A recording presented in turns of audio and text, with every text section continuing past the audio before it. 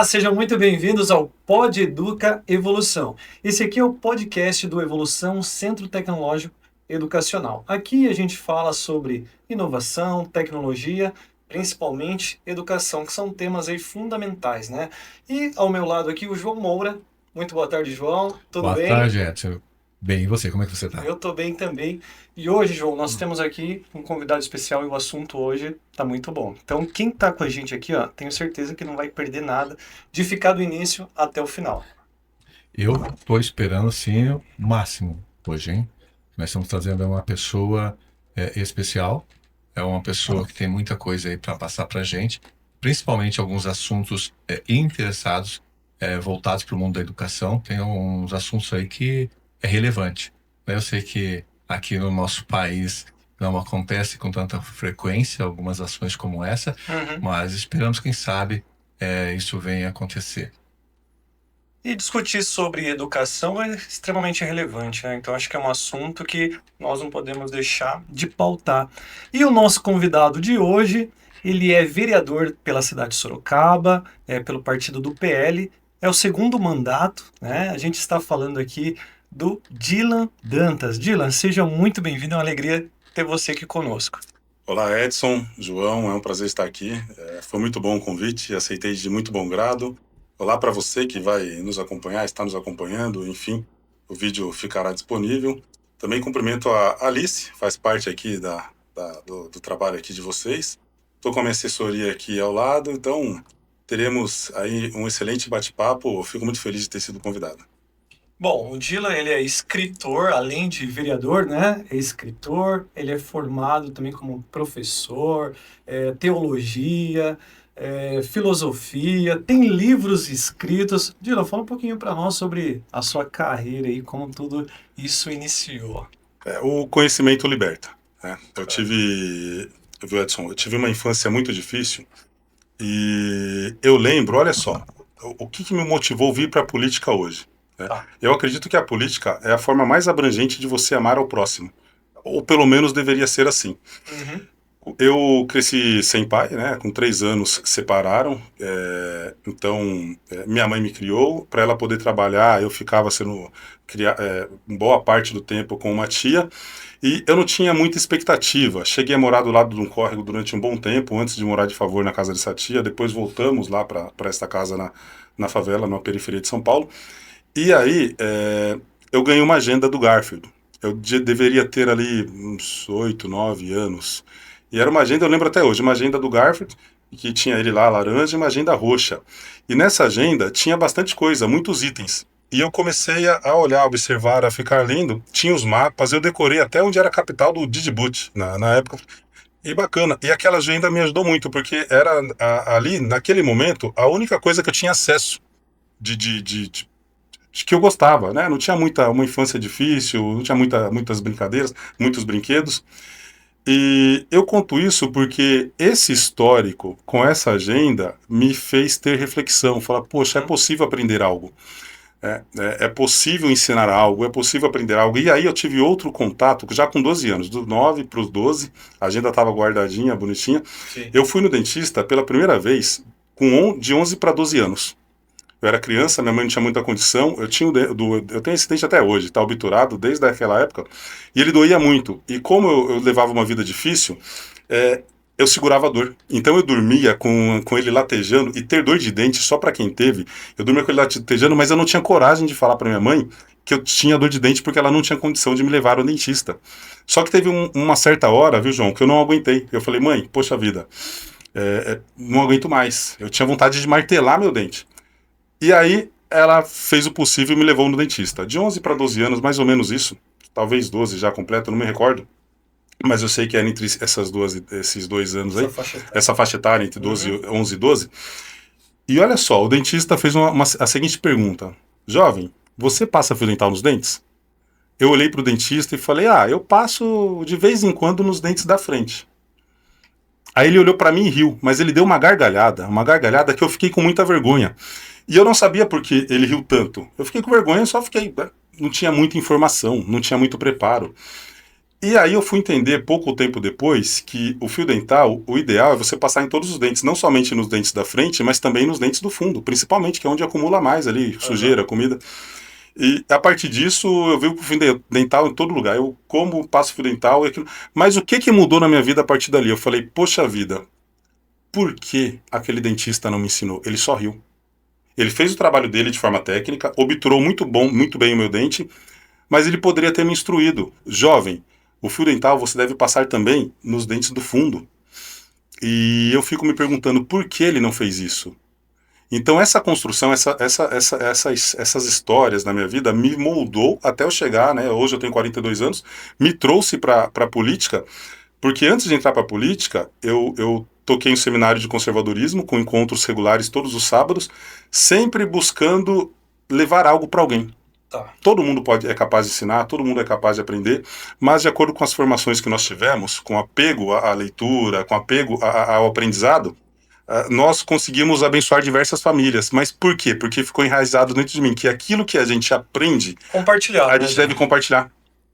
Então, tudo que me trouxe para a política hoje foi voltado ao ensino. Tanto é que hoje, estando na política pelo 5º ano consecutivo, fui reeleito presidente da Comissão de Educação, não abro mão dessa comissão na Câmara Municipal, onde nós emitimos os pareceres, onde a gente recebe propostas, projetos.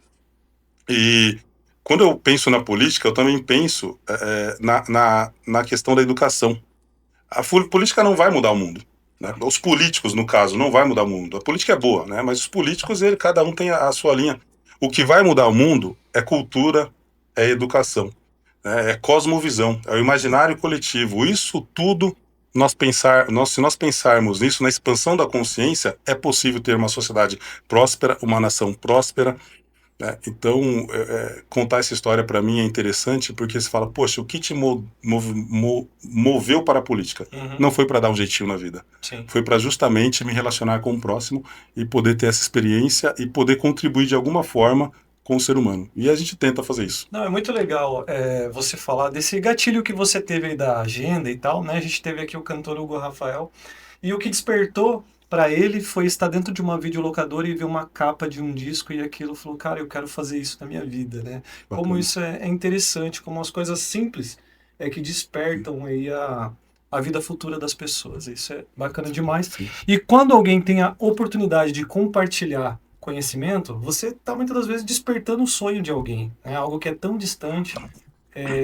As realidades brasileiras são muito diferentes, diversas. E são muitas, né? São muitas, realmente. Não só pela questão financeira, mas tem a questão cultural, um país diverso como o nosso, né? Então, E metaforicamente falando, né, só para complementar o que o Dila falou, talvez esse odontista, dentista, não soubesse também passar o fio dental, né? Metaforicamente falando, foi a maneira, de repente, já que a gente está falando, não literalmente passar o fio dental, mas de repente não saber educar, instruir, né?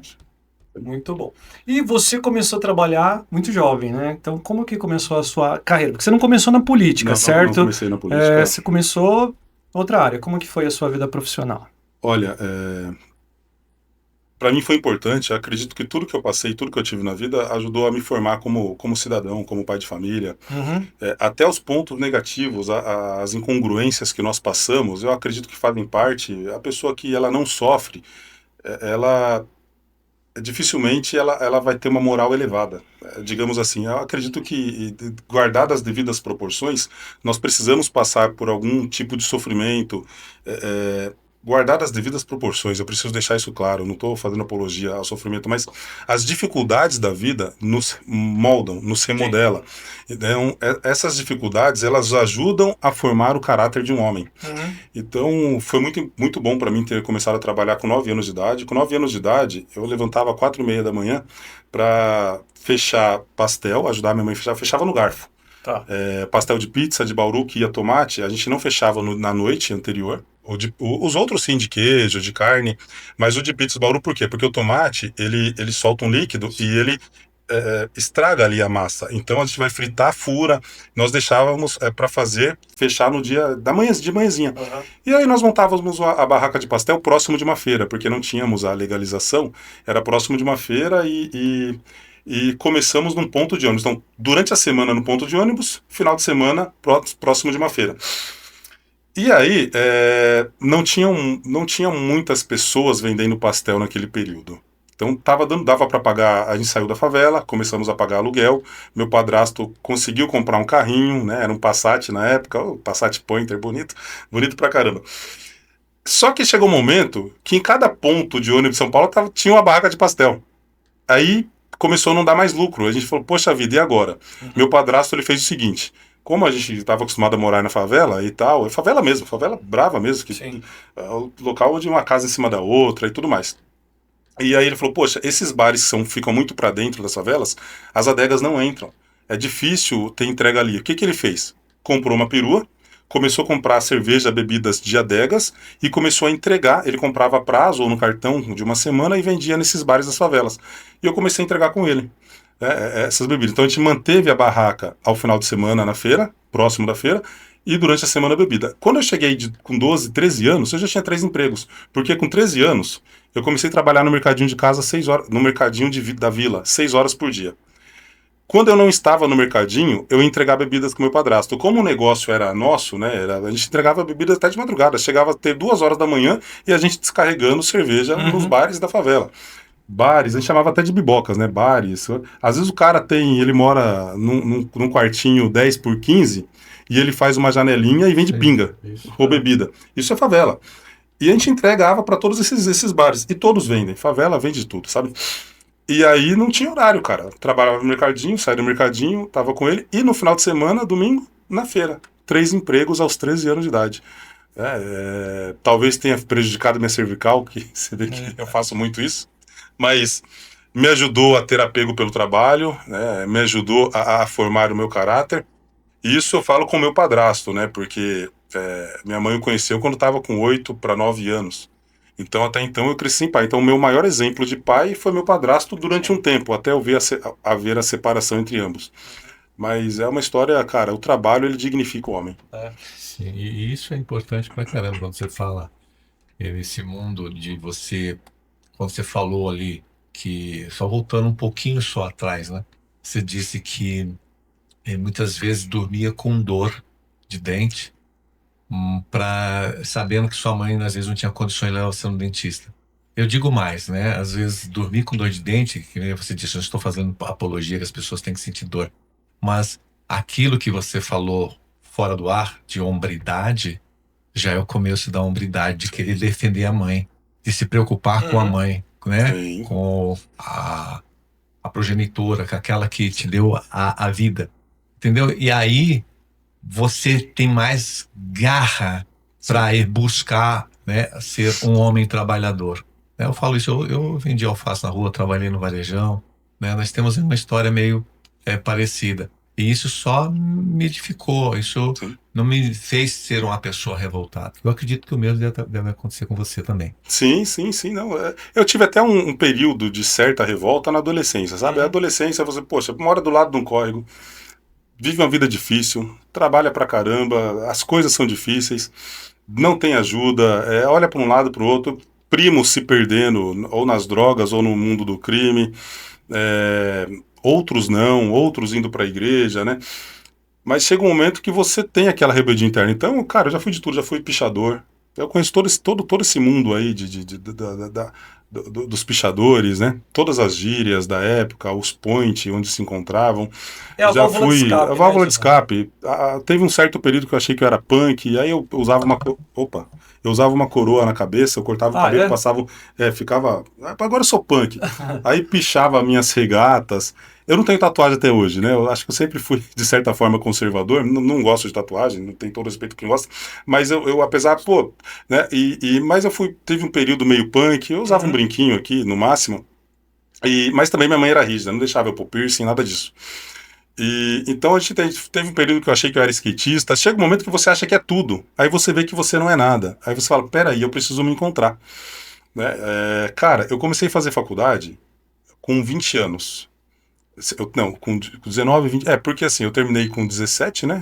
O ensino médio. Fiquei 2 anos parado, 18, 19. Então comecei com 20 anos a fazer faculdade. Só que eu não tinha dinheiro para o passe, para condução. A faculdade ficava em torno de 7 quilômetros de casa, da favela. Sobe morro, desce morro. O que que eu fazia? Eu trabalhava. Nessa época eu já trabalhava no Extra, já estava no Extra Supermercados. Eu ia andando para casa, voltava andando. Eu levava quase em torno de 1 hora. Então eu emagreci pra caramba. Eu não tinha condição de pagar a condução, cara. Então, sabe o que é você na capital paulista e andando, sobe morro, desce morro, passa pela Irvante quase ali, um bom pedaço da Irvante para chegar aí na faculdade, na Universidade de Ibirapuera, para fazer faculdade. E o dinheiro que eu ganhava no Extra, o Extra pagou metade da minha faculdade, por ser um bom funcionário, era avaliado semestralmente. Só que a outra metade eu pagava, eles reembolsavam. O que eu ganhava, o líquido que eu ganhava, não dava para pagar a outra metade. Como eu estava acostumado, desde os 9 anos, trabalhar, 13 anos, ter 3 empregos, o que eu fiz? Né? Eu já estava no Extra nesse momento. Poxa, que tempo eu tenho? Comecei a trabalhar nas folgas. Eu fazia montagem de micro, manutenção, sem ter curso. Eu passei por cada desafio. Os desesperos, né? O sufoco. Eu não sabia fazer, e tinha o tal dos jumper na época. Hoje acho que nem existe os jumper, né? Pra você ligar ali os drivers. Poxa vida, mas eu fui, instalava o Windows, o pacote Office, instalava joguinho. Se virava, né? Se Não era virava. MacGyver, fazia. não, né? Não era aquele que... Eu dava meus pulos, viu? Não, pegava um prendedor e conseguia fazer. Não, mas eu entregava o trabalho certinho, mas eu dava meus pulos. E aí, eu comecei a fazer bico, lavava carro, aí eu conseguia pagar a faculdade. Então, cara, eu paguei com muito suor a faculdade, sabe? Tanto é que a última parcela, aí teve um momento que eu saí de casa e fui morar sozinho. Aí tinha o aluguel. Fui morar nos fundos da casa de uma idosa, que era uma edícula que ela tinha. Eu pagava R$ 200 de aluguel, ganhava R$ 367. Pagava R$ 200 de aluguel e a faculdade. O bom é que eu mudei de cargo várias vezes no Extra, tive várias promoções, cheguei a ser chefe dos conferentes, depois fui vendedor de eletro, porque ali a gente fazia comissão e eu vendia muito. Eu fazia comissão e aí eu consegui equilibrar. Aí eu consegui comprar o passe escolar. Aí eu parei de ir para casa andando. Então, mas já morava sozinho nessa época.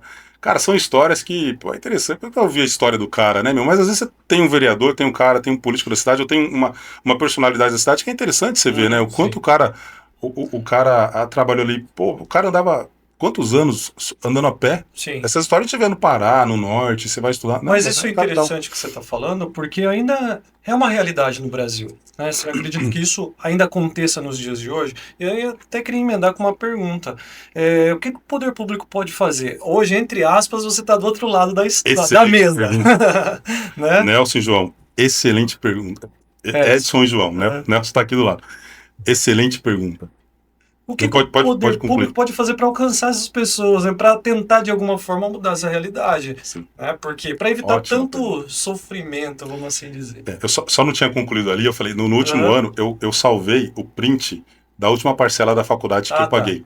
E eu tenho como troféu. Tá em casa, eu plastifiquei, cara, porque foi tão difícil pagar, então é uma história que tá lá plastificada e guardada, o comprovante da última parcela. Foi uma vitória. Essa pergunta é muito importante porque a gente sempre espera o poder público. O que o poder público pode fazer por mim? Na verdade, a única coisa que o poder público pode fazer para o cidadão é não burocratizar a vida dele. Não atrapalhar a vida dele. Nesse caso, eu sou bem libertário. Porque o poder público, todo benefício ou direito que ele concede, e eu sou um legislador falando, hein? Sim. Todo benefício ou direito que ele concede, quem paga a conta é o próprio cidadão. Né? Se nós olharmos para a CLT, hoje, como eu vou explicar isso para o cidadão comum, para o cidadão raso, ali para o cidadão que não teve sua consciência tão expandida e às vezes ele está embolado com tanta ideologia, informação diversa, que ele vai falar, ele vai defender a CLT. Embora está mudando, viu? O mundo está caminhando para o libertarianismo, se a gente olhar, cada vez mais o cidadão está vendo que ele não precisa do governo. Por que eu digo que o governo atrapalha a vida do cidadão? O maior gerador de miséria é o governo, é o Estado. Não são as empresas. A burocracia, né? A burocracia. As empresas geram, o Estado, quando esse Estado ele é planificador, né? Quando esse Estado ele interfere muito na ação humana, na tua forma de pensar, de viver, de trabalhar, de empreender. Então, a melhor coisa que o Estado pode fazer para o cidadão é ficar quieto.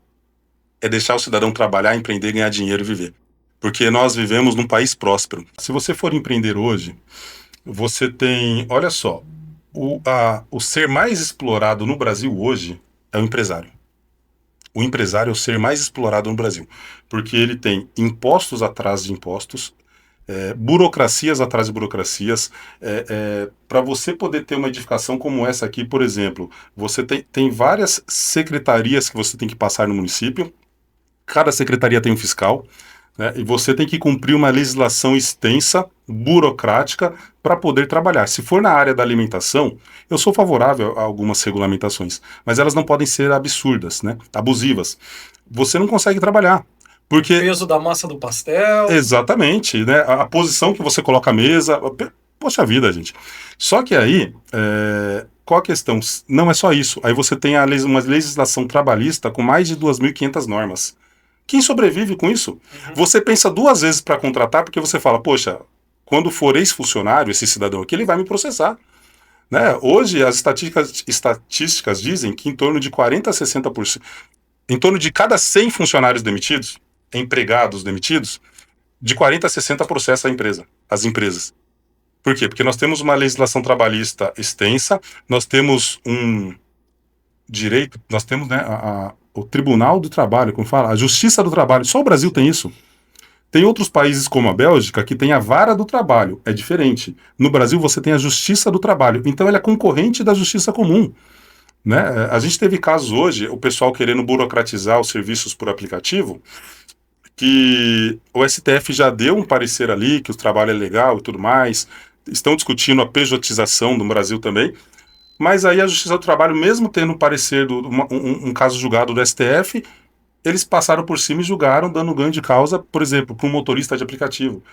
O cara quer o quê? Ser registrado, trabalhar 8 horas por dia, cumprir horário e não ter liberdade para trabalhar e ganhar menos por isso?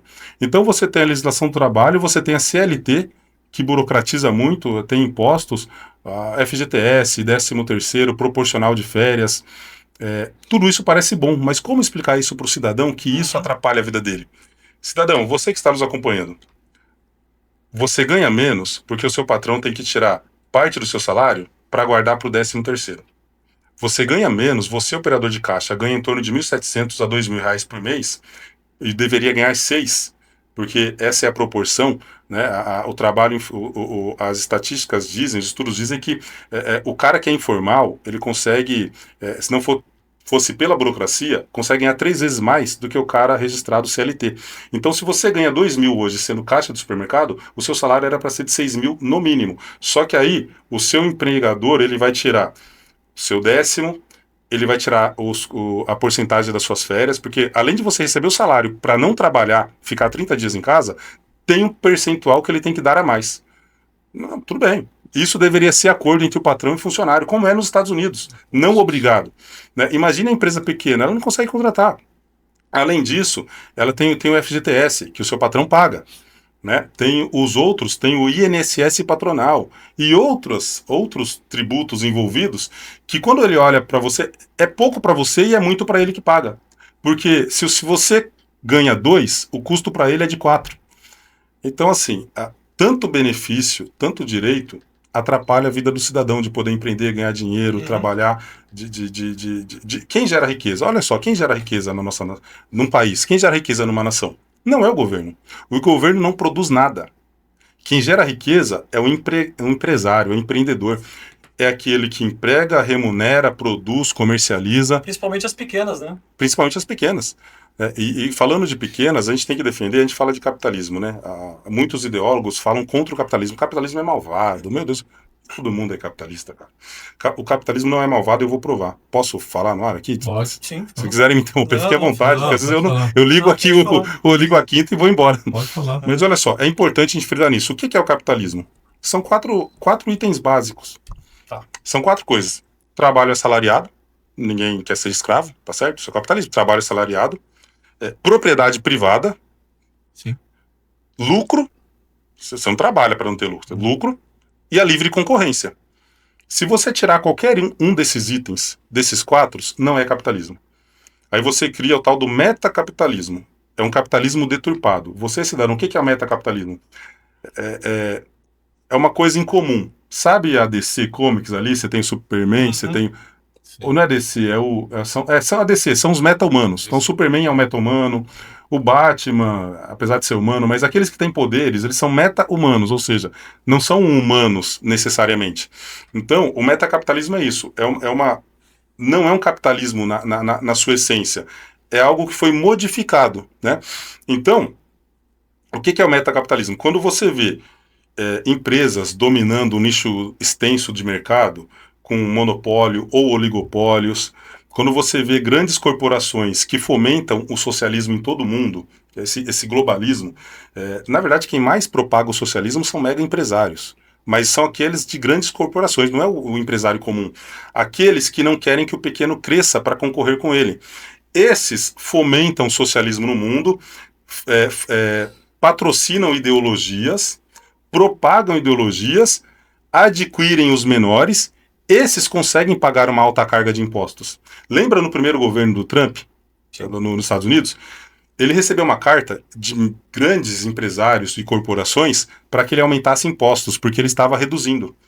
Por que aumentar impostos? Eles conseguem pagar, ganham muito, lucram muito. O pequeno não. O pequeno quebra. Se o pequeno quebra, ele fica com a fatia de mercado só para ele, o grande. Então, isso não é capitalismo. Isso é o metacapitalismo que os ideólogos chamam de capitalismo selvagem e acabam defendendo por tabela sem saber. A solução para os problemas da sociedade é a liberdade. E a liberdade está no capitalismo. Lucro, propriedade privada, trabalho, assalariado e livre concorrência. Tirou qualquer item desses, se tirou a livre concorrência, não é capitalismo. Tá. Então a gente cai na ideologia. Ô, Dila, e dentro disso, então como é que o jovem que está assistindo a gente aqui tá lá com os mesmos problemas que você tinha no passado, sonhando em mudar a sua realidade? Então, você acha que esperar pelo governo não é o melhor caminho? Não, de modo algum. O que ele pode fazer para, de alguma forma, mudar essa realidade atual dele e sonhar aí com um futuro melhor para ele, para a família dele, para a casa dele? Qual que é o caminho, então? Busque conhecimento. Eu não estou falando somente de diplomas. A gente caminha para o mundo em que os diplomas eles não serão mais necessários, porque com o avanço da tecnologia e da inteligência artificial, o trabalho ele vai mudar. Os serviços se tornarão mais propícios. O tipo de trabalho do ser humano vai mudar. Eu vou dar um dado, eu vou responder a pergunta, mas eu vou dar um dado importante que eu não vejo ninguém falar disso, e é a segunda vez que eu toco nesse assunto. Hoje é caro você ter um acesso médico. Você ter uma consulta, um exame, uma cirurgia, é caro no Brasil, não é? Sim. Eu conheço médicos que foram se formar no Paraguai porque lá é mais barato. No Brasil é muito caro você fazer uma faculdade de medicina. No Paraguai é mais barato. O cara mora aqui estudando no Paraguai. 10 vezes mais barato. 10 vezes mais barato. O Paraguai está se tornando uma baita nação com desregulamentação, desburocratização. Muitas empresas estão migrando para lá. Mas daqui a um tempo vai ser automático. Vai chegar um momento que com o avanço da tecnologia e da inteligência artificial, você vai sair da sua casa, você vai olhar para a direita, seu vizinho vai ser médico. Vai olhar para a esquerda, você vai ter outro vizinho médico. As consultas, elas vão baratear tanto, o acesso à medicina vai baratear tanto, e eu provo isso. Nós hoje temos acesso à telefonia. No meu tempo, com a Telesp e tudo mais, o valor de uma linha telefônica era o valor de um carro, de um automóvel. Então, as coisas mudam.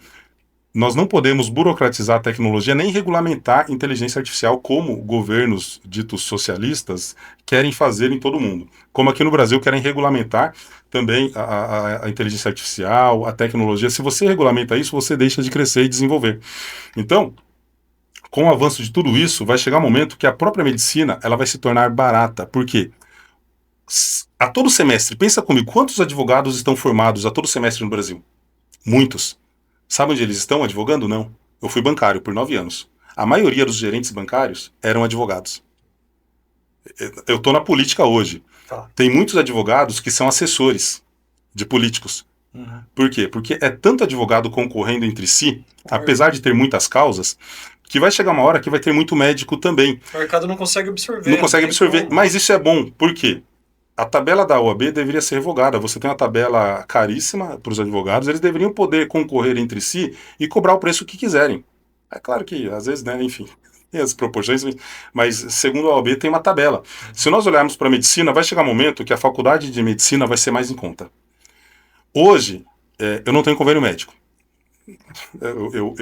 Geralmente eu uso o SUS, eu tento usar, é impossível, mas eu pago consultas populares nessas clínicas. E tem médicos muito bons, né? Tem médicos muito bons realmente nessas clínicas. Eu já cheguei a pagar R$ 80 numa consulta com um dermatologista, né, numa consulta com um clínico, enfim, outras especialidades. Vai chegar um momento que, se hoje, com tanta burocracia, a medicina cara, tem médicos que cobram consulta de R$ 500, R$ 1.000, convênio caríssimo, mas ainda tem clínicas populares que você paga 60, 80, R$ 100, R$ 120 numa consulta, vai chegar um momento que vai ser tão fácil você passar no médico, que eles vão concorrer entre si, que você vai se consultar, o cara vai disputar você para poder te atender com outro médico. Esse é o mundo ideal da livre concorrência, mas não é para hoje. Então, respondendo a pergunta aqui, você jovem, busque conhecimento. Hoje em dia está mudando, as empresas não estão buscando, as grandes empresas não estão buscando mais diplomas de faculdade. E vai se tornar pior isso daí. Eles estão buscando o quê? Conhecimento e conhecimento técnico. Então hoje não se prenda muito em 4 anos burocraticamente numa faculdade, a não ser que você faça medicina mesmo, odontologia, etc. Mas você pode gerar serviços. Então, busque conhecimento. Hoje os serviços empregam mais do que pessoas com diplomas universitários na mão. Realmente é assim. Outra questão que o jovem pode fazer, no Brasil é difícil você empreender, mas você tem que ficar atento às oportunidades.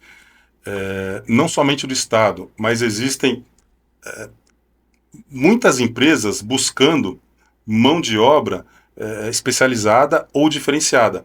Por que eu fui, viu, Edson? Eu fui promovido em toda empresa que eu trabalhei. Sabe por quê? Porque eu fazia o básico. E um pouquinho acima do básico. Se você faz um pouquinho acima do básico, você já é um diferenciado. É um Por destaque. que o Extra pagou metade da minha faculdade? Queria pagar 100%, eu não aceitei, porque depois eu tinha que ter um contrato mais longo. Eu falei, se de repente eu posso até mudar de empresa, né? Mas aí, por quê? Você tem que fazer o básico. Então, hoje não é difícil você disputar vagas de emprego, empregos melhores, serviço e outra. Se aprimore na internet. Se aprimore em serviços. Isso vai te gerar mais renda do que você buscar um trabalho operacional. Se aprimore em serviços. Não estou falando de faculdade, estou falando de conhecimento técnico especializado. E fique atento às oportunidades, ao avanço do mercado. E olha só, se isso aqui ficar ruim, meu amigo, vai morar no Paraguai. Tá aí a dica. Mas a gente já espera um país melhor, Do né? governo não dá para esperar muito, não. Ele vai te encher de benefício, você vai ter que pagar por todos esses benefícios, daqui a pouco você vai estar pagando para viver. Odila, você é criador de uma lei aí relacionada ao homeschooling, tá? Você já vai explicar para nós o que é isso, mas daqui a pouquinho a gente volta aí dos nossos comerciais. Já percebeu que a gente paga caro em quase tudo, menos naquilo que realmente importa? Que tal fazer uma graduação, uma pós-graduação ou até mesmo uma segunda graduação no conforto do seu lar e pagando muito pouco? A nossa meta é a sua evolução. Aqui o conhecimento custa pouco, mas vale muito. Polo UniBF, Jardim Europa, Sorocaba. No Evolução Centro Tecnológico Educacional, cada curso é uma porta aberta para novas oportunidades. Aqui você aprende de verdade, com prática e inovação, para conquistar o seu espaço no mercado de trabalho. Inglês imersivo, robótica e diversos outros cursos profissionalizantes. Evoluir é o melhor investimento que você faz. Evolução Centro Tecnológico Educacional.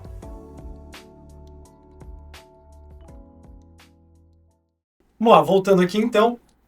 Fala para nós, o que é essa lei que você é criadora de sua autoria, é isso mesmo? Olha, foi um grande avanço na época, afinal de contas, o homeschooling é um ensino familiar, ou também chamado de ensino domiciliar. É mais uma opção. E opções na área educacional são importantes. Eu defendo a liberdade educacional também, e liberdade em todos os aspectos, e também na educação. Lembrando que a autonomia para educar os filhos pertence aos pais. Por isso nós defendemos o homeschooling.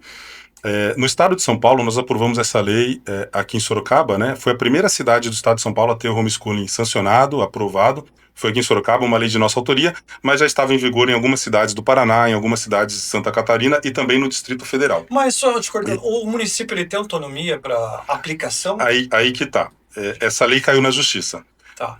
Judicializar, é claro que o espectro político da esquerda não tem esse interesse, judicializou a lei, e a justiça entendeu que ela era inconstitucional. Mas por que inconstitucional no âmbito municipal? O STF julgou posteriormente, e esse não era o entendimento de todos os procuradores, tá? De todos os juízes. Não é o mesmo entendimento de que é inconstitucional. Até no âmbito municipal há entendimentos de que é constitucional. Mas o STF julgou. E o STF é o nosso Supremo, né? O que eles julgam, o que eles determinam é o que vale. Eles interpretam a Constituição. E eles determinaram que sim, homeschooling é constitucional. Só que deve vir um projeto do âmbito federal, do Congresso. Foi aprovado um modelo que não é o ideal, não garante autonomia exata aos pais, mas é o que nós podíamos construir na época. Posteriormente, a minha lei no município, quando ela caiu na justiça, foi aprovado na Câmara o homeschooling, e está travado desde então, desde 2023, 22, 23, por aí. Está travado no Senado, o Senado não coloca para pautar, para votar essa lei. Se nós olharmos para a Declaração Universal dos Direitos Humanos, no seu artigo 26, item 3, ali diz que a prioridade sobre a escolha do tipo de ensino a ser ministrado aos filhos pertence e compete aos pais. Então, a autonomia é dos pais. Há um entendimento também de uma resolução na ONU, há um entendimento de que o homeschooling, o ensino familiar, é um direito humano e é tratado sim como direito humano. O Brasil é signatário da Declaração Universal dos Direitos Humanos.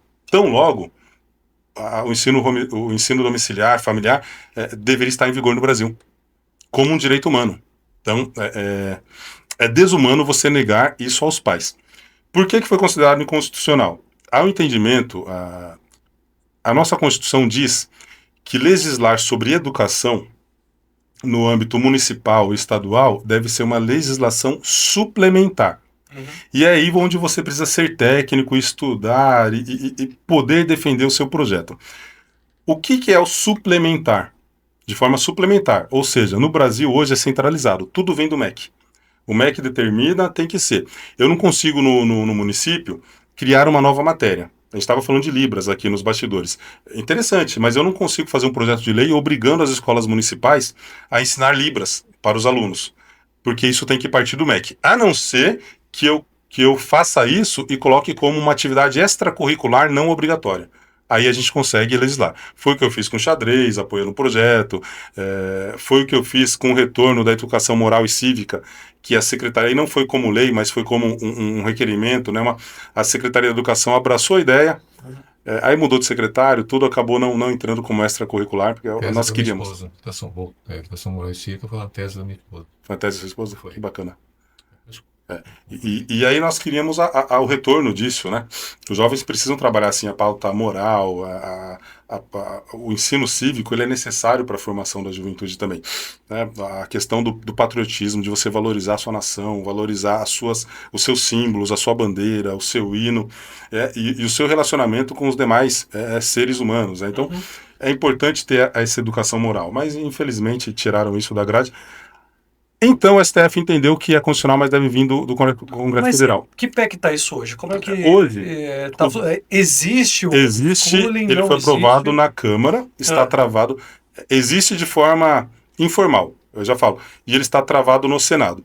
Hoje estão se discutindo uma outra questão, estão se discutindo para os próximos 10 anos, como que é o nome? A pauta da educação, me falha a memória o nome, mas pensa-se em incluir o homeschooling ali. O homeschooling ideal, ele não deveria ser atrelado à LDB, Lei de Diretrizes e Bases da Educação. Não deveria de forma alguma. Porque o ensino familiar é a tese que eu levantei. Eu até recorri, quando a lei caiu, na Convenção Interamericana de Direitos Humanos. Eu fiz uma representação, porque é um direito humano. Tá. Mas o município chegou a implementar ou não? Não, ficou em vigor 30 dias. Ah, tá. Aí logo foi judicializado e em seguida, também tão rápido, o STF já decretou que tem que vir do Congresso, porque nós estávamos recorrendo aqui no município. Com a Câmara, nós estávamos recorrendo. Tinha chances, porque tem procuradores que entendem que realmente é constitucional. Mas, por que é constitucional? Ainda que de forma suplementar. Se não há essa regulamentação no âmbito federal, e a gente entender que o ensino familiar ele é matéria concorrente do ensino estatal, o que está debaixo do ensino estatal? Está debaixo o ensino público e o ensino privado, através de escolas. Sim. O ensino familiar, ele deveria ser um outro ramo, ser concorrente ao ensino estatal. O ensino estatal, LDB, MEC, e o ensino familiar. E a autonomia deveria ficar com as famílias. Hoje nós temos um mundo. Você fez a pergunta, mas nós temos um mundo sobre o ensino domiciliar. Nós temos a ANED, a Associação Nacional de Educação Domiciliar. Nós temos a FAIDUSP no estado de São Paulo. É a Federação Estadual do Ensino Domiciliar, é uma entidade estadual. Ou seja, nós temos um mundo, existem empresas fornecedoras de material, de conteúdo, para apoiar os pais e os alunos no ensino domiciliar, no ensino familiar. Eles se relacionam, existem as famílias educadoras em todo o estado, em todo o Brasil. E como elas fazem? É constitucional, muitas judicializam. Quando tem algum tipo de denúncia, algum tipo de assédio, visita do conselho tutelar. Então, existe um mundo do ensino familiar. E muitas conseguem vitória na justiça, porque a justiça entende que é um direito humano. Então, acontece. Acontece existe. de forma informal, não regulamentada. Inclusive tem uma lei que a partir do 6º ano, pais nômades, pais viajantes, eles têm como educar os seus filhos nos seus motorhomes, né, nas suas caravanas, né, nos seus campers. Tem pais viajantes, pais que estão aí fazendo do Ushuaia ao Alasca, né, viagens onde eles pegam um ano sabatino, 2 anos, 3 anos sabatinos, entendeu? E os filhos vão estudando nesse regime, um regime similar ao homeschooling, mas e aqui no Brasil, se você estiver viajando, provar que você está viajando dentro do Brasil, a partir do 6º ano, o teu filho pode estudar numa dessas caravanas. Pode estudar, não precisa, ele tem que estar matriculado numa determinada escola. Ele tem o direito de estar fora, né? Não chega a ser na prática, não chega a ser o homeschooling na prática, porque o homeschooling... É uma defesa nossa também, tá? Sim, mas não chega a ser na prática porque ele tem que estar matriculado. E o homeschooling na prática, quando a gente fala de ensino familiar, a autonomia das famílias. O pai e a mãe aqui. Aí você levanta uma questão. Aqueles que são contrários ao ensino familiar, e a maioria que são contrários ao ensino familiar, eu vou ser exato aqui. Como você é defensor, Sim, eu quero fazer uma provocação aqui com você, que já vai falar.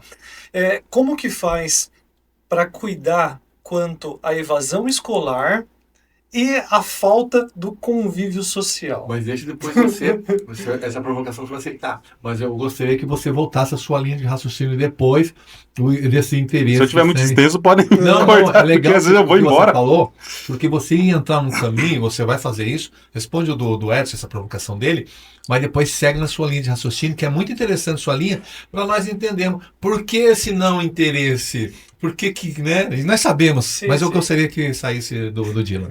Então, eu respondo primeiro a provocação. Uma provocação, a evasão e aí escolar. Depois você volta nessa evasão escolar e o como hoje social, eu faço, né? como hoje eu tenho mandato, faço parte do poder público, eu tenho uma linha muito tênue onde eu posso caminhar. Mas eu vou deixar uma questão bem clara que vocês vão entender e quem está nos acompanhando vai entender também. As escolas hoje no Brasil são insalubres. São insalubres, totalmente.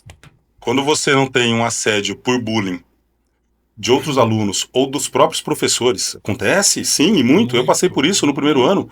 Uma professora de geografia, eu conto aqui o que eu passei. Foi terrível. Né? Você não tem bullying, você tem um assédio do professor, da professora. Pode ocorrer. E eu não chamo de professor. Quem comete assédio com criança não é professor. Mas isso pode ocorrer. Você tem as brigas, as intrigas entre crianças. Crianças, elas não têm... Cada criança não tem a mesma educação que outra de outra família. Então, ali você tem uma infinidade de questões que podem ocorrer. Creches, é uma criança que às vezes morde a outra. É um auxiliar ali que não cuida tão bem de um filho que não é o filho dele. Acontece, vamos falar sério aqui. A gente vê, procura nas matérias. Abuso que pode ocorrer. Então, uma infinidade a questão da doutrinação ideológica. Tem criança, eu atendi uma família, eu sou capelão familiar, desde 2010 eu faço atendimentos familiares, ajudando famílias em diversas questões. É um trabalho cristão, é um ministério meu. E aí eu não parei de fazer isso, mesmo estando na política, mas como não é um trabalho político, não é algo divulgado, mas eu faço a capelania familiar. E eu recebi uma família, poxa vida, Dylan, nosso filho não quer mais ir na igreja. Nosso filho não quer mais ir na igreja. 12 anos de idade. Eu falei, mas vamos entender o motivo. Fazendo um trabalho de acompanhamento, orientação, eu descobri que, sabe por que o filho não queria ir na igreja? Tinha 12 anos o menino. Ele tem que respeitar a vontade dos pais. Ele mora com os pais, a autonomia é da família. Por que ele não queria ir na igreja? Porque ele tinha um professor socialista que colocou na cabeça dele, aos 12 anos de idade, que Deus não existe e os seus pais estavam perdendo tempo indo para a igreja. E isso virou um bullying na sala de aula. Ó, o crente chegando, o pai dele é crente. E aí o que aconteceu? Ele não queria mais ir para a igreja. Rapaz, precisou você fazer um trabalho com ele, com a família. Convoquei os pais aí na direção escolar. Isso, na verdade, a nossa Constituição diz que o ensino, ainda que tenha toda a diretriz do Estado, mas os pais devem ser participativos. Sim. Eles não têm autonomia plena porque essa participação é conjunta, né? Mas eles devem ser participativos até na produção de conteúdo e de material. Os pais esquecem a força que tem e a força legal e constitucional que tem. Então, foram na direção para resolver o assunto. Quando esse tipo de pseudo-professor faz uma coisa dessa e ele vê que alguém acompanha, que os pais reclamam e questionam, né? Ele não vai mudar, só que ele reduz. Então ele reduziu. A criança voltou a ir para a igreja porque nós fizemos um trabalho com oração, com orientação com a família, mas isso pode ocorrer. Então, olha só como uma escola se torna insalubre, com todo tipo de coisas que podem ocorrer com as crianças. Por isso que eu defendo o ensino familiar. Como uma opção. Quero manter na escola? Mantém na escola. Isso. Quero fazer uma escola confessional cristã? É legítimo, pode ter no Brasil escola confessional cristã. Que se faça. Quero fazer uma escola confessional marxista para ensinar a ideologia e tudo mais? Faça, bota a placa, escola marxista confessional. Se tiver público para isso, se tiver cliente para isso, que se faça. Então, eu não sou contra não, bota lá, escola comunista. Vamos ver que tipo de pai vai colocar seus filhos nessa escola. Mas, como as escolas são insalubres, eu defendo com unhas e dentes, com ferro e fogo, um ensino familiar. É um direito humano. E quando a gente fala de evasão escolar, então vocês já sabem muito da minha opinião, só que existem famílias e famílias, casos e casos, o Brasil é diverso. Tem crianças que só têm uma alimentação na escola. Então é por isso que eu levanto a bandeira do homeschooling como uma opção. Nos Estados Unidos é regulamentado. Em 65 países é regulamentado o homeschooling. Nos Estados Unidos é tradição, é tradicional. Por motivação religiosa, alunos autistas, muitas famílias de pais autistas querem que seus filhos estudem em casa, porque aquele autista de nível 1, que tem aqui, antigamente falava síndrome de Asperger, né? Hoje mudou o termo, mas não é muito usado, mas aquele que é autodidata, ele não consegue estar numa sala de aula. Eu dou um exemplo de Sorocaba, a Elisa Flemer, sou amigo da família, amigo dos pais, ela abandonou a escola no primeiro ano do colegial, do ensino médio. Ela não conseguia aprender, ela estava tão avançada, porque ela é autodidata, ela foca, né? Ela estava tão avançada no ensino que ela não tinha motivação de ir para a sala de aula. E o relacionamento de um jovem autista com os jovens que não são autistas, ele pode se tornar dificultoso. O que ocorreu? Ela ficou os 2 anos fazendo homeschooling, né, de forma informal. Quando teve 17 anos, ela fez vários vestibulares, no Brasil e fora do Brasil. Ela passou em diversas universidades federais, passou em universidades dos Estados Unidos, com proficiência no inglês, sem ter o diploma do ensino médio. E olha que contraste. Vou trazer um dado, olha que contraste. Ela não pôde estudar, a justiça barrou.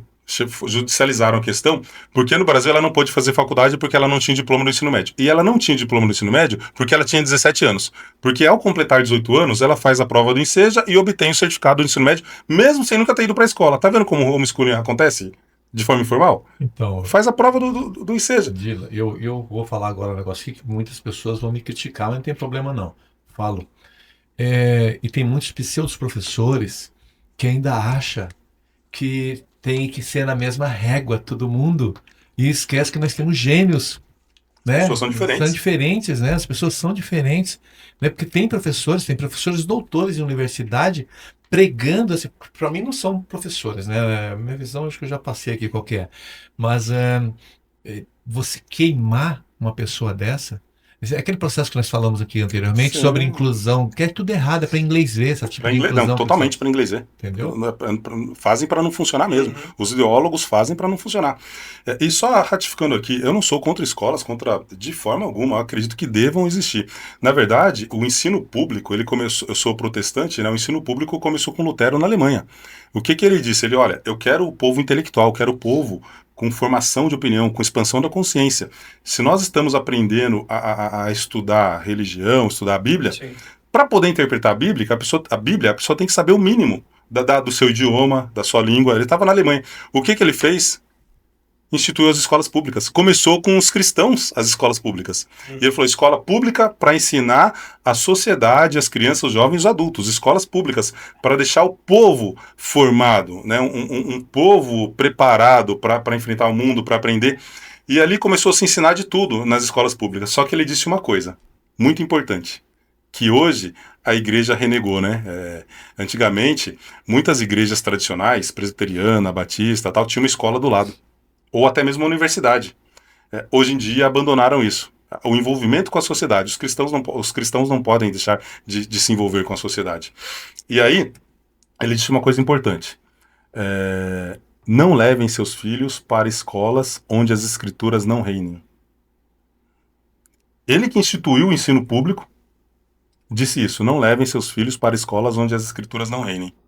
É só a gente ver o antes e depois daqueles que entram numa universidade federal com a sua questão de vida, mas deixa isso para lá. Sim, mas isso que você está falando é importante, porque antes também Lutero e Calvino foram muito perseguidos, né? Sim. Isso aí posterior à perseguição. Por ensinar, né? por querer.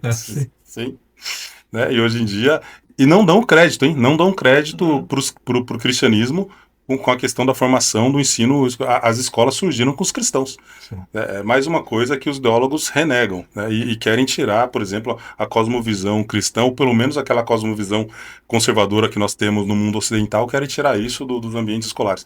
Mas tudo bem, que existam as escolas confessionais, que existam o homeschooling, e que existam as escolas de todo tipo, de todo gênero. Cada um vai onde se sente melhor e estuda onde quiser. O mercado regula isso facilmente. É só o Estado não ficar regulamentando e não tirar direitos naturais das famílias, né, do ser humano. Eu estava falando da questão do ensino domiciliar, aí a gente passou para a Isa Flamer, mas tinha uma questão importante que eu queria tratar. Bom, primeiro, eu não sou contra escolas, né, que isso fique bem claro, eu gosto de opções. Mas, infelizmente, no Brasil, o que nós vemos hoje, as escolas elas estão muito insalubres.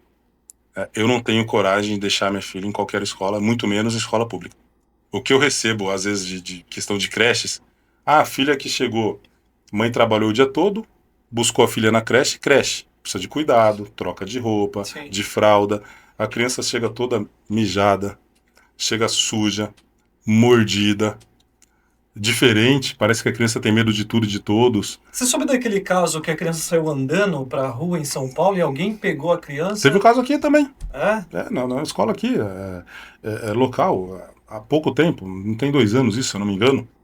A criança com 3 anos saiu da escola andando. Do nada e chegou em casa. Rua, alguém pegou e levou chamou a polícia, na verdade. Aí a polícia descobriu que a criança era da escolinha lá. Já aconteceu o caso. Segurança, baita segurança. Sim, então, olha só, você tirar o direito dos pais, ou tirar uma opção dos pais poderem se sentir tranquilos, de poder educar o seu filho em casa, e eu tenho muitos medos, pode fazer um homeschool, pode fazer um podcast inteiro só falando de homeschooling, mas tem um mundo por trás disso. Os pais não precisam ser professores, não precisam ser preparados. Tem alunos de homeschooling que os pais são analfabetos. Verdade. Porque tem preparo para isso, tem material, tem uma forma de você lidar com o aluno, ele vai se tornando autodidata. E muitos que são contrários falam, e a socialização? Isso é importante. E a socialização da criança? Gente, você acha que a criança socializa em 15 minutos de intervalo nas escolas? De modo algum. A socialização não são com crianças da mesma faixa etária. A socialização deve ser diversa. Então, as famílias educadoras, elas socializam com seus filhos onde? Nas igrejas, nos parques, nas praças, nos clubes. Porque se as pessoas pensam que as crianças que fazem parte das famílias educadoras, que elas só têm aquele aprendizado em casa e não vivem o mundo, de forma alguma.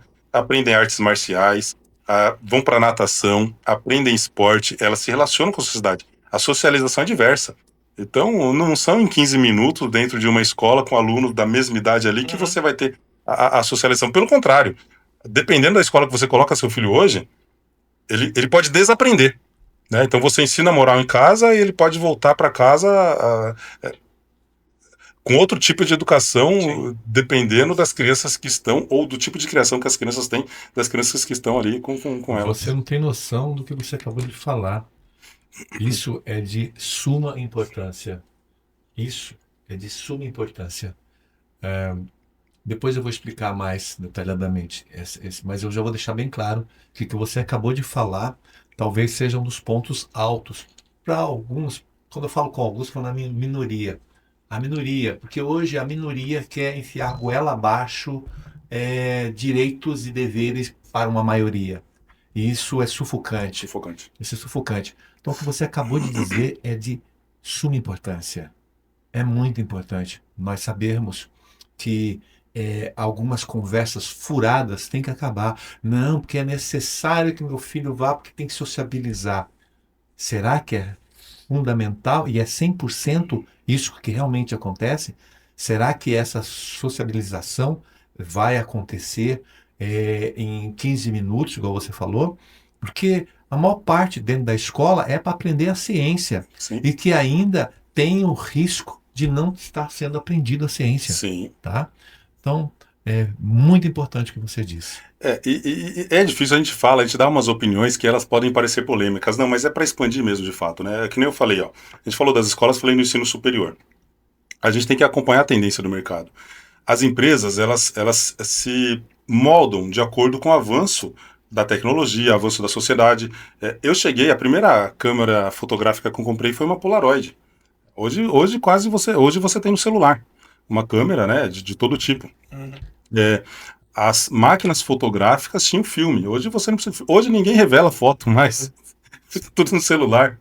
É bom revelar, Ninguém sabe o que é imprimir. isso, né? Ninguém sabe. Então, as empresas elas precisam se adaptar. Quando a gente vê a tendência com o avanço da tecnologia e principalmente da inteligência artificial, a gente fala até de curso superior. Eu acredito que os cursos superiores daqui para frente vão se tornar cada vez mais técnicos, em áreas específicas, principalmente em áreas de serviços.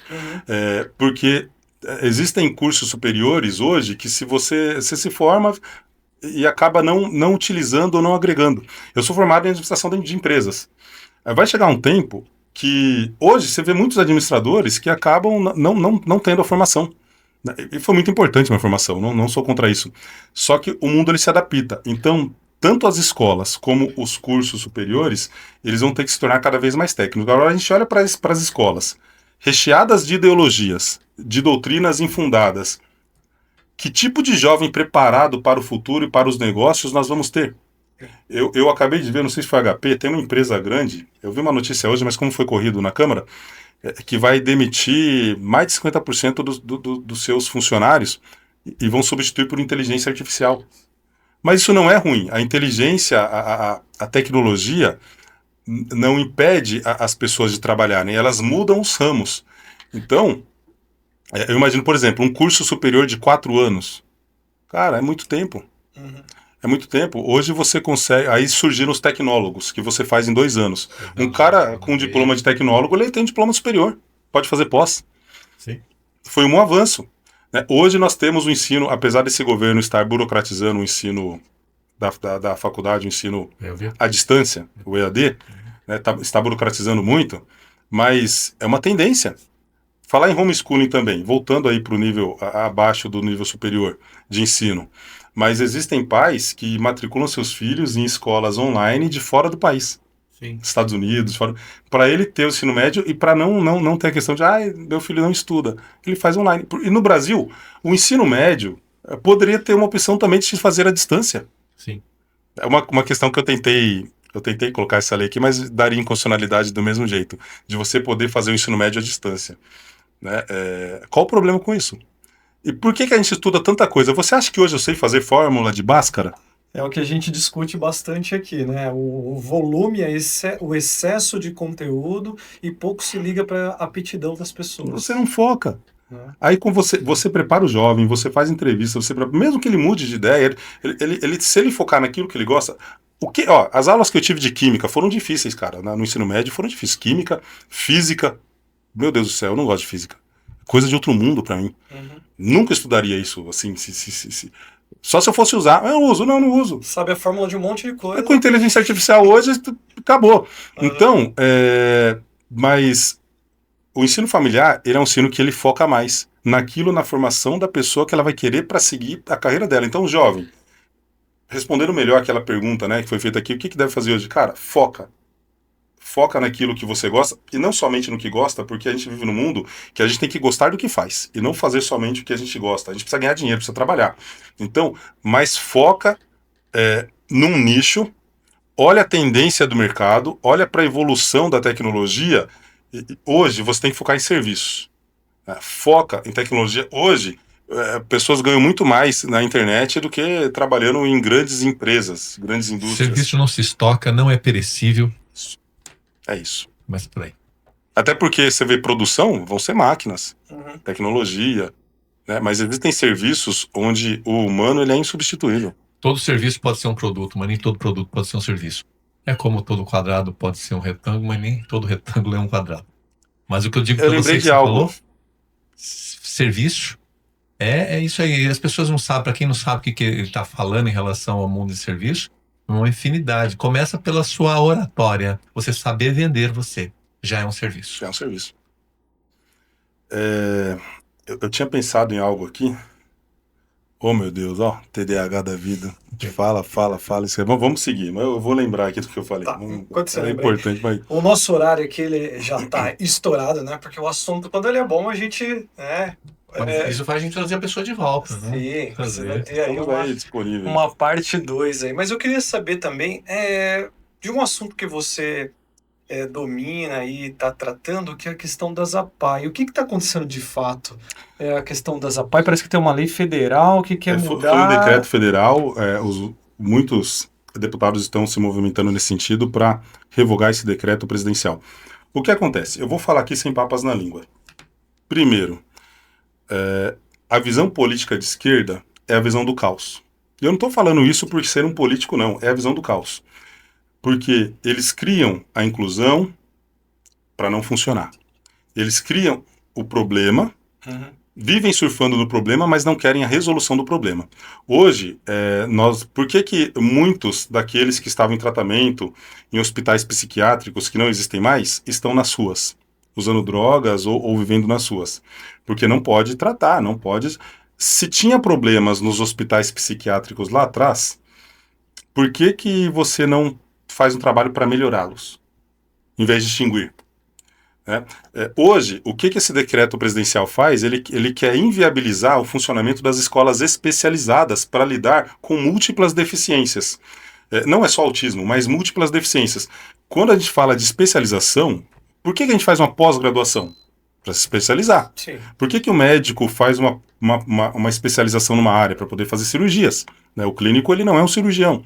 Quando nós falamos de escolas especializadas, é porque nós precisamos de um trato diferenciado para determinadas questões. Então, esse decreto presidencial, ele inviabiliza o trabalho não só das APAES, mas as APAES é quem tem mais os contratos, principalmente com o governo do estado, e mantém escolas estaduais para crianças com múltiplas deficiências, e deficiências mais severas. Porque se nós falarmos de inclusão, não é difícil você lidar com um autista, por exemplo, de nível 1, numa sala comum. Se você tem um preparo, você prepara os professores, prepara aquele aluno, prepara os pais, ele consegue viver normalmente, né? Mesmo com toda a dificuldade de relacionamento, ele consegue ter um preparo de vida e a gente consegue fazer essa inclusão. Só que nós temos graus mais severos das múltiplas deficiências. E esses graus mais severos, eles necessitam de escolas especializadas. O que o governo quer fazer, assim, a grosso modo, falando de uma forma sem papas na língua? Colocar todas essas crianças com múltiplas deficiências nas escolas comuns. Agora, eu olho aqui para Sorocaba. Eu fiz uma reunião com mais de 30 professoras. Essas professoras falaram: vereador, nós não temos o ensino adequado, o preparo adequado, a formação adequada para lidar com as diversas deficiências que nós temos com alunos de diversos níveis em sala de aula. Não há professores auxiliares suficientes ou auxiliares suficientes para ajudar as professoras. Às vezes você coloca 1, 2, 3, 4, 5, 6 alunos numa mesma sala e ela tem que lidar com toda a turma e mais esses alunos especiais. Ou seja, muitas professoras estão em depressão. É uma inclusão que na prática ela não funciona. Você vai levando com a barriga, vai empurrando, vai levando e você acaba não fazendo a inclusão da forma que deveria ser feita. Eu sou favorável à inclusão, só que nós devemos entender que existem casos e casos, fatores e fatores. Existem questões mais severas das múltiplas deficiências que precisam de uma escola especializada que trate somente com aquilo, com professores capacitados e preparados para lidar com aquilo. Não somente professores, mas toda uma estrutura que somente uma escola especializada pode promover para esses alunos. Então, quando você fala, vamos incluir todo mundo para inglês ver, isso não funciona. Então, por isso que nós estamos lutando aí para a derrubada desse decreto presidencial. Daqui a pouco, as escolas especializadas como as APAES não vão existir mais. Então corre o risco. Tiram o protagonismo delas e colocam elas de forma secundária ali para lidar com a questão. Então tá correndo um risco sério, né? De algo que é tão importante para a sociedade chegar ao fim. E tem algumas outras leis aí que é da sua autoria também, a lei D, a seta, como que funciona? No que Essa se é mais trata? recente, eu sou autor de mais de 50 leis e eu digo aqui, olha, nós precisamos mais do que criar novas leis, é revogar leis. Mas nenhuma lei minha burocratiza a vida do cidadão. Nós temos diversas leis, a gente pode falar em outro programa, mas leis que a gente consegue ajudar o empreendedor ou leis de proteção à infância, proteção à família. Por exemplo, aqui eu tenho uma lei que transformou o Vanelville em polo gastronômico para trazer um aparato de turismo, de facilidade de serviços, de novos serviços e de incentivos administrativos.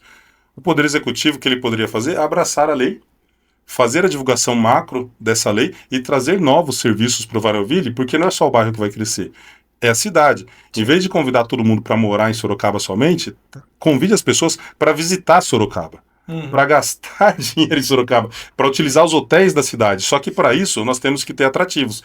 Então, é um dos exemplos de leis que eu crio, né? É um polo gastronômico porque tem uma variedade de serviços gastronômicos diferenciados ali, né? Uma culinária extensa. Imagina nós promovermos isso. Não tem a festa da uva, do vinho lá em São Roque?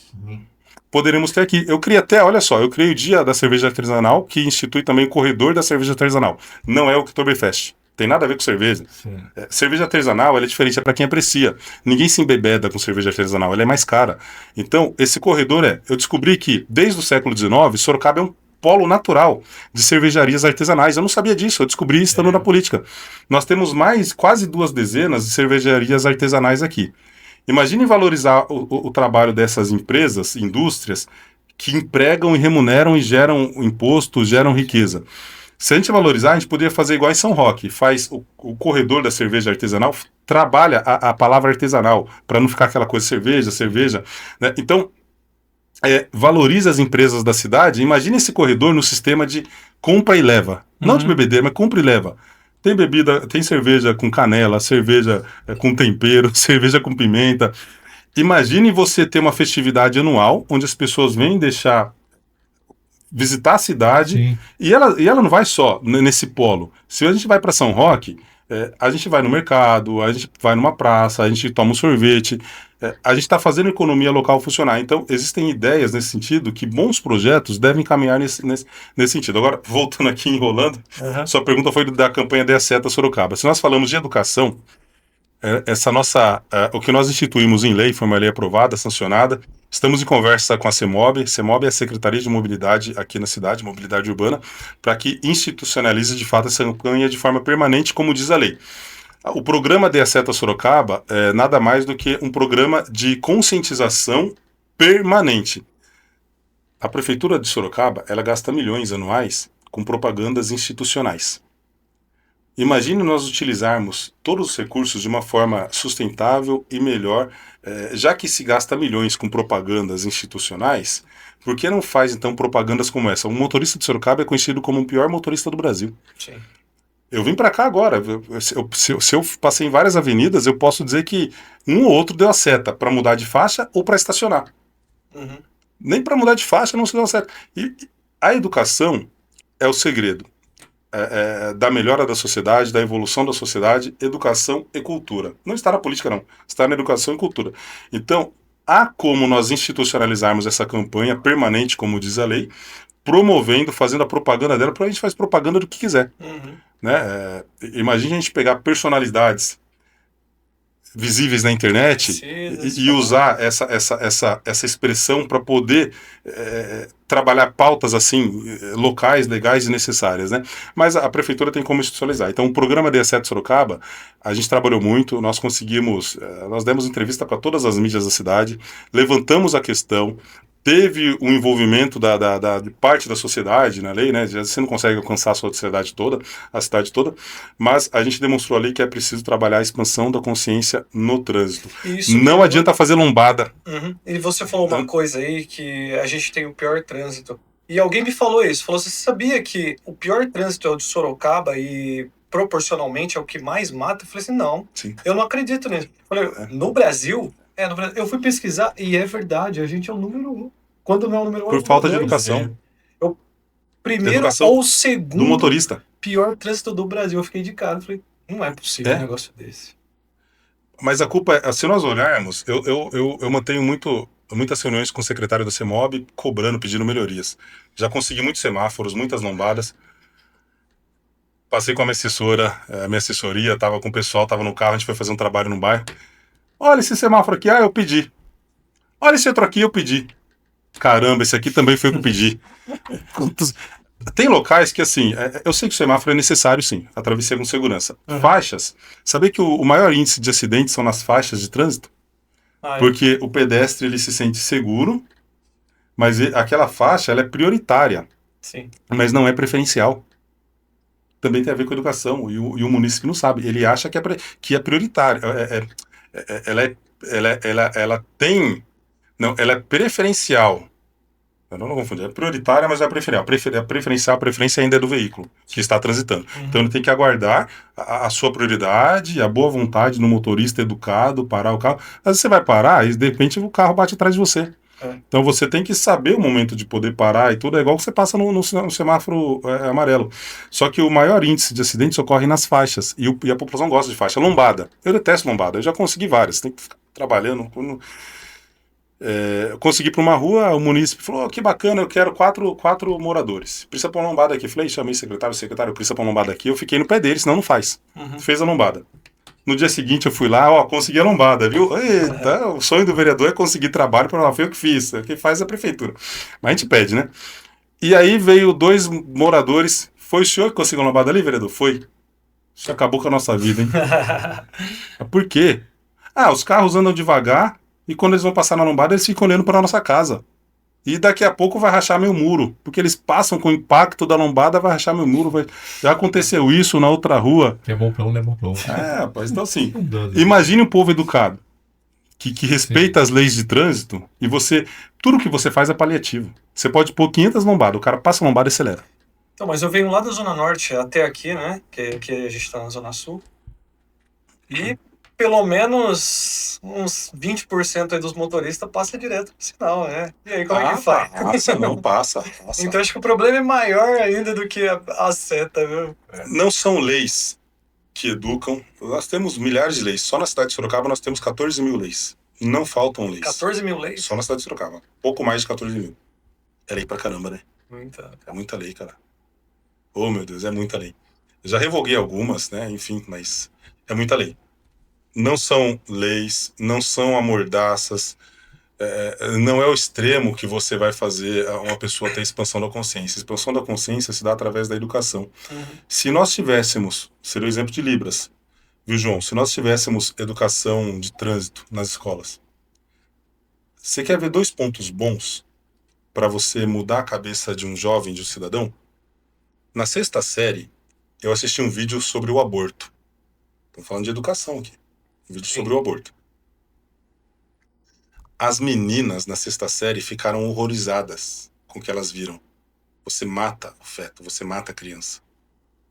É ruim para a saúde da mulher. Os meninos ficaram horrorizados. Nós saíamos daquela aula falando: não, ninguém aqui é favorável ao aborto. Só que o que a visão de esquerda fez? Retirou. A esquerda prejudicou muito nossa educação. considerou a aprovação automática no governo do FHC. Você passa de ano sem saber nada. Você tirou a educação moral e cívica das escolas, que trabalhava muito a questão da moralidade, da ética, da decência, dos valores. Você tirou esse vídeo sobre o aborto na sala de aula, não pode passar mais porque é extremo, porque o aborto é um direito. Poxa vida, matar alguém é um direito? Pelo amor de Deus. E você quer ver, falando do trânsito, quando você faz você tira a carta, você assiste alguns vídeos de acidentes. Uhum. Cara, o adulto é adulto, às vezes o adulto ele já tem. É andragogia. Você ensinar adulto é diferente de ensinar a criança. Sim. Cara, passa esse vídeo na 6ª série. Educação do trânsito. Quando o jovem tiver 18 anos, ele vai lembrar daquilo. Vai focar muito mais na cabeça dele. Porque, ó, eu tenho 42 anos, jovem. Você também tem um pouco mais velho que eu, não é? 57. Mais velho que eu. Você tem minha idade, provavelmente. Ou mais jovem, não sei. A gente, cara, tenta alguém colocar alguma coisa na nossa cabeça. A gente já formou opinião, nossa vida, nós já temos valores internos, intrínsecos. Uhum. A andragogia é muito mais difícil, porque vai eu aprender música agora, ou vai eu colocar minha filha de 7 anos para aprender música, ela vai aprender com muito mais facilidade. Então, seria muito bom nós trabalharmos a cabeça dos jovens, que serão pais um dia, e eu coloco isso no meu livro. A criança de hoje será o adulto de amanhã, que também será pai. Então, para mudar a cosmovisão de uma sociedade em décadas, as crianças são o alvo mais indicado. Imagine se a gente usar isso para melhor. Sim. Educação no trânsito em sala de aula, 6ª série. Mostra esses vídeos, olha o que acontece se você não dirigir corretamente. Uhum. Quando ficar maior de idade, vai lembrar daquilo, entendeu? Ensina a criança no caminho que deve andar. Tem que ser uma educação biopsicossocial. Isso. Olha, Exatamente. foi muito bacana o nosso papo aqui com o vereador Dylan. Eu quero agradecer a sua presença e já quero reforçar o convite para você voltar aqui num futuro próximo, tá? O Dylan, aproveita para deixar suas redes sociais. Como é que o munícipe ou aquele que interessou no assunto e quer conhecer mais o Dylan, como é que faz para te procurar e saber mais a respeito dos seus livros, né? Você tem livros escritos. Então, aproveita e deixa o teu recado e as tuas considerações finais. Sim, claro. Obrigado para você que aqui nos acompanhou. Siga a gente nas redes sociais, dê preferência ali para o Instagram. Eu não sou tão midiático, embora eu estou nas mídias locais da cidade semanalmente. É muito bom por isso, na sua maioria ali com projetos, com ideias. Né? Se eu ouvir a Rádio Cruzeiro ali a partir das 5, ali, Jornal da Sé, eu estou todos os dias praticamente. Enfim, engajado em muitas causas, então a gente acaba aparecendo nas mídias tradicionais e também naquelas não tão tradicionais, são os blogs da cidade. E guardadas as proporções dos debates políticos, as polêmicas que surgem, hoje a política está bem polarizada, o que faz parte também do debate, mas acompanhe a gente, dê preferência no Instagram, Dylan Dantas SP, Dylan com Y, Dylan Dantas SP de São Paulo, Dylan Dantas SP, tudo junto. Siga a gente lá no Instagram, tem o TikTok também, tem o nosso Twitter, é tudo Dylan Dantas SP. Não utilizo hoje muito o Twitter, mas eu utilizo mais como fonte de notícias, é mais segura do que a mídia tradicional, mas siga a gente também no Twitter e no Facebook Dylan Dantas SP. Eu presto contas diariamente nos stories do Instagram. Então, nos stories do Instagram, você vai ver ali, a gente posta matérias, conteúdos, posicionamentos e a prestação de contas do nosso trabalho. E você que quer entrar em contato conosco, nós vamos ter o prazer de te atender. Tenho 4 assessores preparados e técnicos para poder atender você da melhor forma possível. Nosso WhatsApp é o 1599185-2730, eu vou repetir, 1599185-2730, e ali a gente trabalha as demandas diversas e eu adoro receber projetos, viu? Nos traga ideias, projetos, de repente eles podem se tornar um projeto de lei ou algo intermediado junto ao Poder Executivo. E como matéria final, busque a Deus acima de todas as coisas. Não importa a sua visão de sociedade, a sua visão política, não importa a sua história passada, o que você já passou, sofreu, ou o que você já foi abençoado nesta vida, esta vida é passageira. Sem Deus, nós não somos nada. Busque primeiro o seu reino, como está escrito, e as demais coisas ele acrescenta. Busque conhecer a Deus. Nós só podemos nos autoconhecer a partir do momento que nós conhecemos como somos conhecidos diante de Deus. Como Deus te conhece? É uma pergunta reflexiva. E a partir disso, você vai levar essa cosmovisão, essa informação para o seu ambiente familiar, profissional, na sua comunidade, no seu condomínio, seu trabalho, em todos os locais. Busque a Deus acima de todas as coisas. Aprenda a conhecer as pessoas. Eu sou um político, faça a prova, conheça. Eu quero deixar bem rápido aqui outra informação.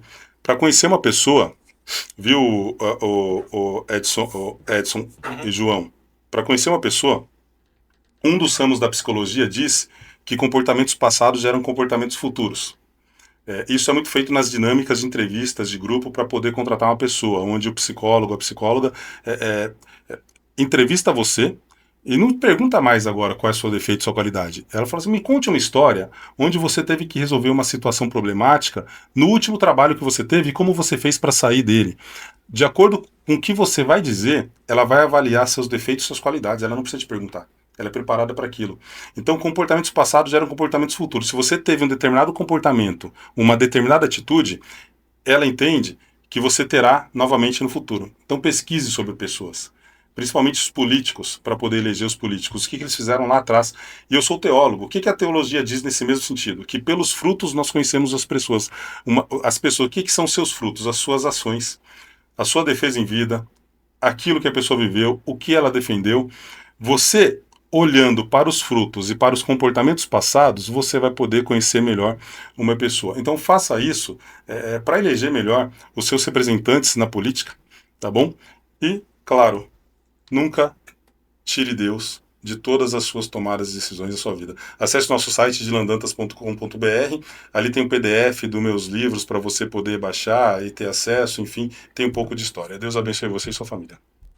Todas as redes, os contatos vai ficar aqui na tela para quem quiser conhecer ainda mais o vereador Dylan Dantas aqui da cidade de Sorocaba. Quero te agradecer, você que esteve conosco até esse momento. Quero aproveitar e te fazer um convite. Aproveita e se inscrever no nosso canal. Sempre temos aqui pessoas relevantes, importantes. Vamos estar debatendo os assuntos que com certeza vai fazer diferença na vida da sociedade e de todos nós, tá bom? Aproveita também para deixar o seu comentário aqui embaixo, fala aí o que você achou dessa entrevista, aproveita para cobrar aí alguma coisa, né, do Dylan, né, do vereador, Sim. E o que você achou também desse episódio, dê a sua sugestão, assina aí as notificações, tá? E aguardo você no próximo episódio. Lembrando que nós somos parte aqui do Evolução, que é o Centro Tecnológico Educacional. Quer evoluir na sua carreira, fazer uma graduação, uma pós-graduação, terminar aí os teus estudos? Vem conhecer a gente que a gente tem aí uma proposta imperdível para você.